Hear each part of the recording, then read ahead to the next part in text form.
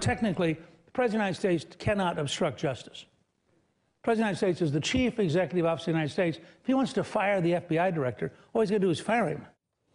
That was, of course, former House Speaker Newt Gingrich on Friday, attempting to make the case that any investigation of President Trump obstructing justice would be pointless, he says. But in USA Today, law professor at George Washington University, Jonathan Turley, writes this, quote, "I do not agree that a president, as a categorical matter, could never be criminally charged with obstruction. It would mean that a massive immunity provision is part of the Constitution without a single express word or any record of such an intent in the Constitutional Convention. President Trump would be far better off contesting the fact of the crime rather than the ability of anyone to prosecute him for it." And Professor Turley joins us now. Professor, it's good to see you. So Newt Gingrich obviously has made the case, as we've said over the last few days on this show, back in the 1990s, that Bill Clinton had obstructed justice. So in that case, he thought a president could obstruct justice.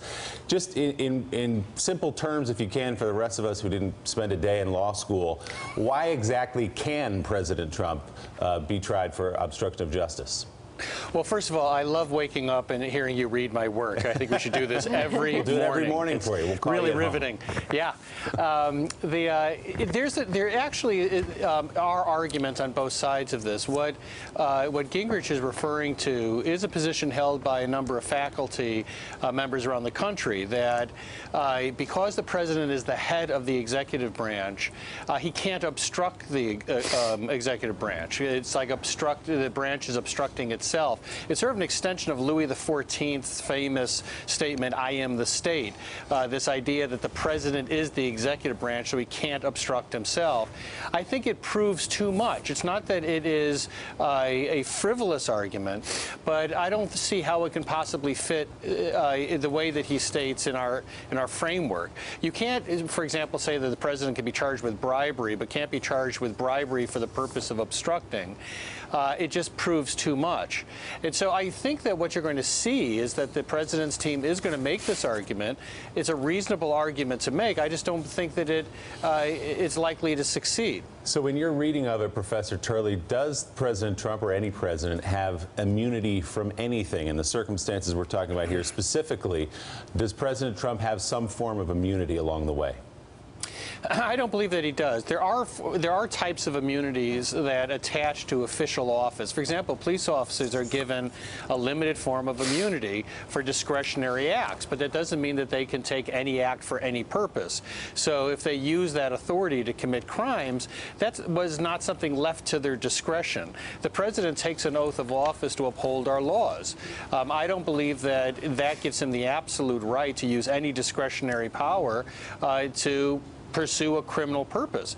Now, I say this even though I don't believe that there's compelling evidence that the president has obstructed justice. I actually think it still favors him. And so I think it's better for the White House to focus on the fact that there's no evidence of obstruction of justice, as opposed to saying no one could possibly prosecute me for obstruction of justice. Okay, Professor Turley, it's Catty here. I was going to ask you about whether we could move from legal theory to legal practice, and you've answered it there. So you still believe that at the moment there isn't an obstruction of justice case against the president. What would it take from Bob Mueller for you to start revising that opinion? What would you look at? Well, I wish I could say, when Burnham Wood comes to Dardanelle, this will happen, but or that he doesn't have to fear any special counsel of woman born. But you can see I saw Macbeth last night. The fact is that Trump has some very strong defenses. I think part of the confusion by Speaker Gingrich is the difference between a very strong defense and an absolute immunity. Trump can, in fact, say, I can fire the FBI director for any reason. I would add any lawful reason. Comey said that. So he has those reasons. And also, Trump has a good defense in another way. He can say, look, I was told privately that Comey told Congress that there was no evidence of collusion. I was told by my high-ranking people there's no evidence of collusion. I was told I was not a target. I was trying to get people to make that public because this is having a deleterious effect on my administration. That's a plausible defense.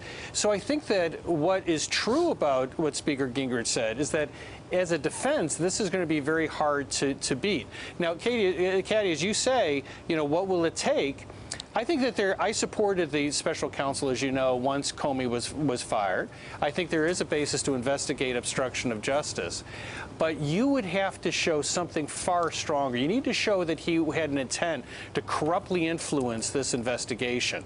That's a high standard. And when you have someone with this degree of discretion, it's even higher. I want to get your take, Jonathan, on another story in the courts. The Supreme Court has agreed to consider a landmark legal case on whether or not political parties gain partisan advantage by manipulating electoral districts. Earlier this year, a lower court struck down a 2011 legislative map drawn by Wisconsin Republicans that favored their party so unfairly the judges found it violated the constitutional rights of Democratic voters.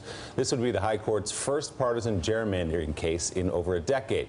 While the court has struck down voting districts as racial gerrymandering in the past, it has never rejected a legislative map because of partisan manipulation. So, Jonathan, what are the implications of this? Effectively, a court determining explicitly what unlawful gerrymandering is. Well, this is as big as you could possibly state, and I think that many people are clamoring for election reform. This would do that in a very significant way. Both parties, Democratic and Republican, have been manipulating districts for decades. The term gerrymandering comes from around 1810 with Eldridge Gerry, who actually created this approach that is creating these distorted districts to produce outcomes.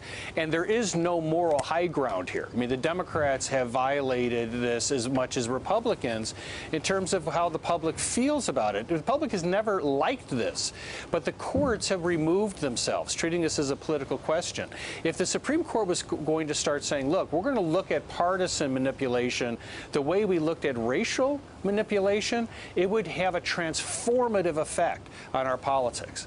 Professor, let's game that out, though, a little bit more. Obviously, like so much with the court, it's going to depend on Anthony Kennedy. Let's say it's 5-4, and they say partisanship cannot be part of redistricting. What happens? Do the current seats get changed, or would this only apply prospectively to future redistricting?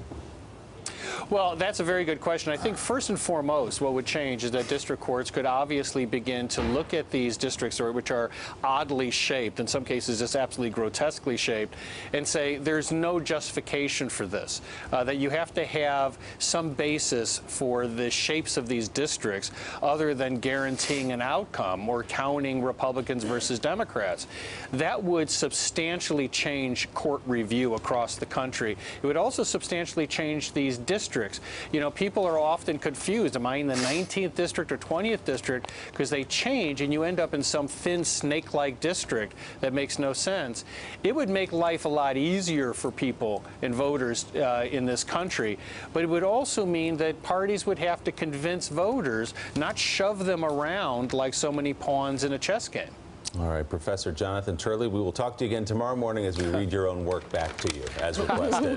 Thanks, Professor. Thank you. Good to see you. Up next. Thanks for checking out MSNBC on YouTube, and make sure you subscribe to stay up to date on the day's biggest stories. And you can click on any of the videos around us to watch more from Morning Joe and MSNBC. Thanks so much for watching.